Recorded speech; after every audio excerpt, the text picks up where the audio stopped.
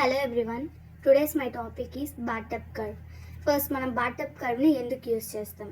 ఒక బాటప్ curve graph అనేది మనము ఒక ఫెయిల్యూర్ రేట్ని ఇండికేట్ చేయడానికి యూస్ చేస్తాం. ఇక్కడ మనకు ఫెయిల్యూర్ రేట్ అనేది 3 టైప్స్ డివైడ్ అయ్యింది.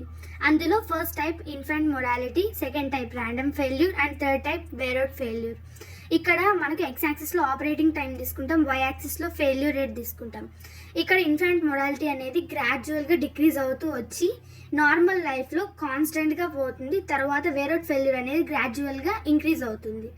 ఫస్ట్ ఎర్లీ ఫెయిల్యూర్ అక్కర్ అవ్వడానికి మెయిన్ కాజ్ వచ్చి మనము ప్రోడక్ట్ అనేది మ్యానుఫ్యాక్చర్ చేసేటప్పుడు వచ్చే ఎర్రర్స్ అండ్ మనము క్వాలిటీ మెటీరియల్స్ అండ్ మనము అసెంబుల్ చేసే రాంగ్ అసెంబ్లింగ్ చేసే కాంపోనెంట్స్, వీటి వల్ల అక్కడ అయ్యేదాన్ని మనం ఎర్లీ ఫెయిల్యూర్ అంటాము.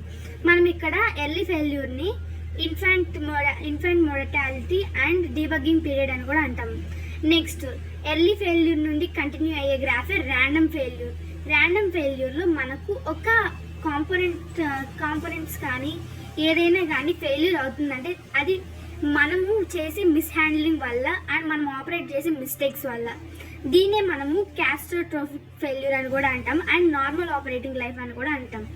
తర్వాత వేరోడ్ ఫెయిల్యూర్.